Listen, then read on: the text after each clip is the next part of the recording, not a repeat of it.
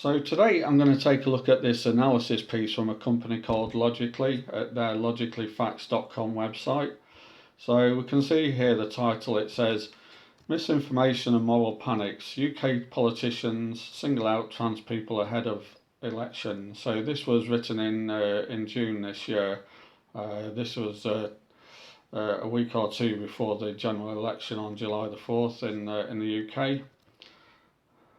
So if we look here, it gives some various sort of preamble. So the article is clearly talking about the UK, which is important to remember at one point further on.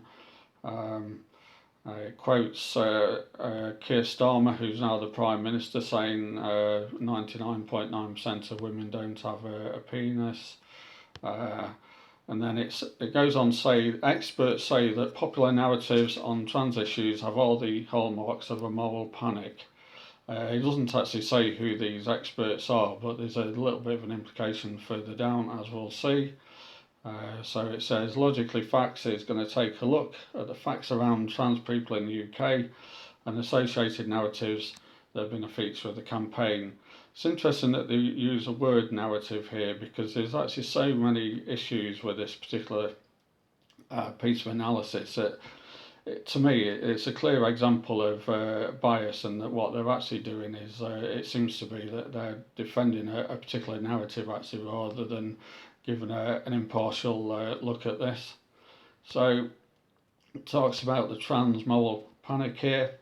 So the first problem with this is it says that there is no robust data on the number of trans people living in the UK, but according to the 2021 census, about 0.5% of the population of England and Wales said that their gender identity is different from the one assigned at birth. Well, that's not actually the same as being trans. Even if we take at face value what people have put on their census, and there could be some people being mischievous, but if we assume the figures are correct anyway, so this is the ONS page, and then if we go down here, so it actually gives details. So it does give this 0.5% figure that Logically is citing, but that's actually quite misleading. So we actually look here, it says actually 0.1% identified as a trans man and 0.1% as a trans woman. The majority of the people in that 262,000 figure didn't specifically describe themselves as trans. So it's not really clear what they meant about that. So I suspect Logically they're using a 0.5% figure because it sounds like there's more trans people than there probably is. Goes on to talk about various things here. There's a graph here showing Google searches to do with trans. Now, like I say, previously it used the classic phrase in journalism, experts say, or scientists say in other places, but it says experts say here, but it doesn't say who they are. But there's an implication that it's this person here called Malin Kulseth, who they're actually quoting. But as I actually point out, and if you look at her LinkedIn page, which is linked to here, she's actually a podcast host, and she's been involved in journalism, particularly around music, according to that page. So according to this woman here, that the public discourse on trans people fits the same pattern as earlier moral panics, and that moral panics often involve scapegoating. So it's particularly interesting about why they haven't actually gone to social scientists or psychologists who may have actually studied moral panics and social contagions. You would have thought they'd be a better source of information. Now, it doesn't mean that this Malin Kulseth doesn't know a lot about the subject. I mean, she might well do, but it's a very strange person to go to a podcast and somebody who's worked in music journalism rather than social scientists who. I'm sure there must be some who've actually studied this. So if we go down here, there's quite a lot of detail, so I'm not going to go into everything or read everything, otherwise we'll be here all day. I don't want to bore you all, so you can obviously read this at your leisure, because as usual I'll put the URLs of the web pages here that I've used on the video description. So keep going down, try and find the next bit of interest that I wanted to look at.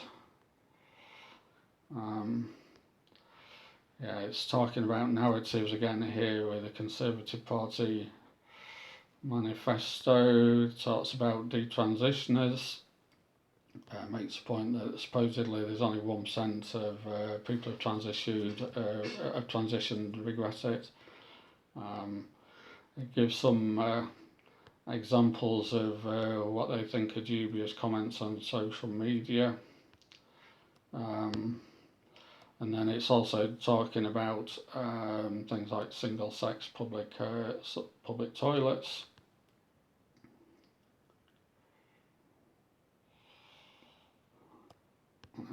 Talks about the CAS review.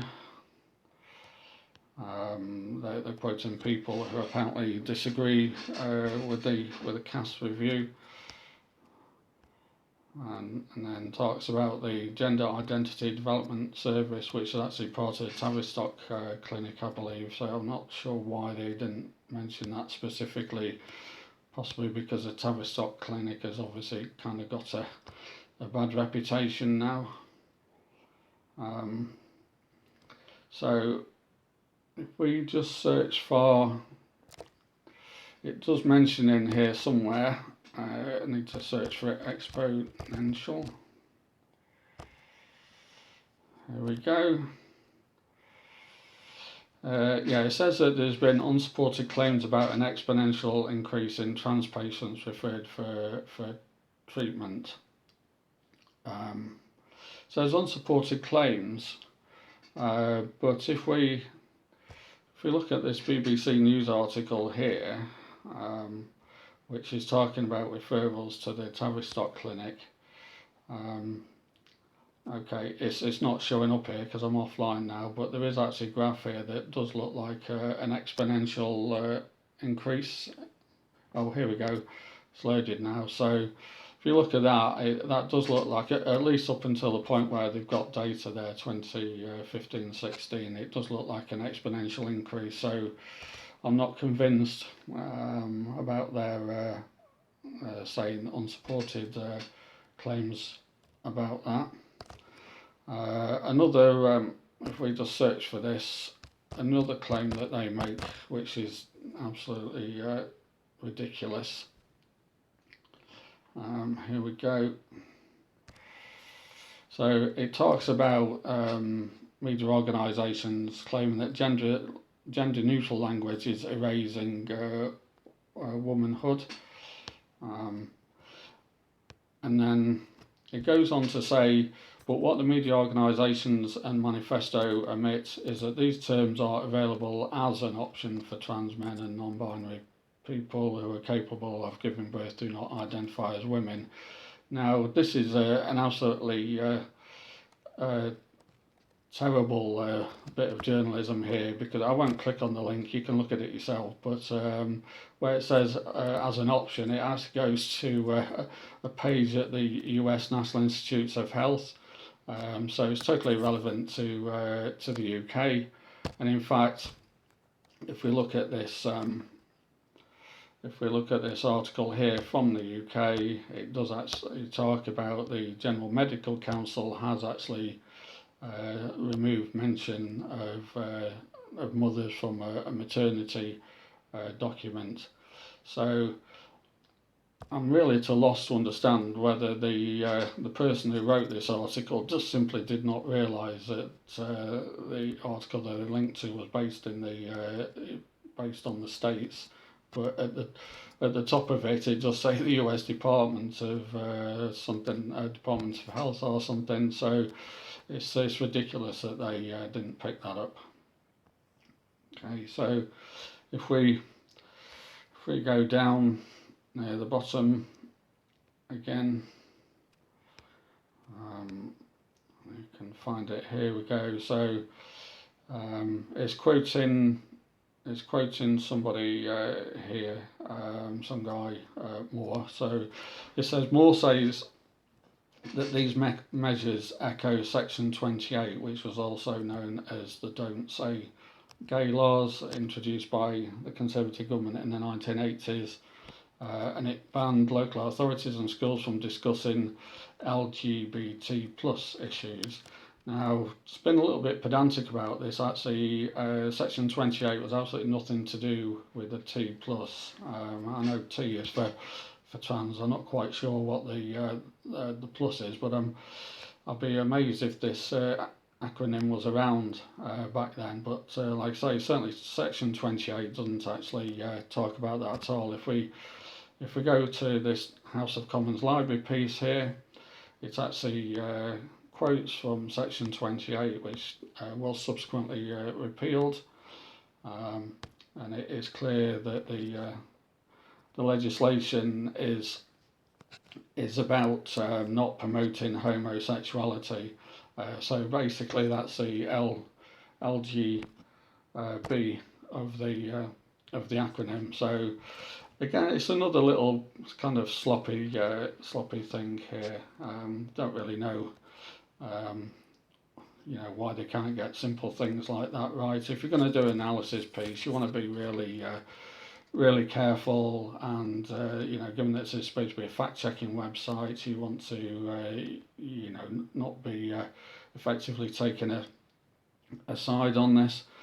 But saying that, though, I have on my channel looked at a few other not analysis pieces but fact checks by this company called Logically, and there's clear evidence of bias, what I think is bias, because I think it's sloppiness due to bias, and the kind of subjects which you might say have a narrative around them, certain hot button topics of the day, such as transgender, COVID, and climate change. Those are the kind of areas where I found problems with Logically's fact checks. Most fact checks I've looked at on their site are absolutely fine, but it seems to me that there's some clear problems of bias, and certainly not enough reviewing before these things go live. You probably need somebody to act as a kind of devil's advocate when reviewing these fact checks, especially when it is about such hot button topics. Because people, it doesn't really matter whether their bias is conscious or unconscious. You want these things to be impartial. So, I mean, my take on this analysis piece is that there's so many things in it that are dubious. That I think they've basically got an axe to grind with this. I'm pretty sure that some of what's in here is correct as well. So I'm not saying it's all wrong, but I'll let you have a look at it yourself, and I'll certainly be interested in hearing in the comments about what you think about it.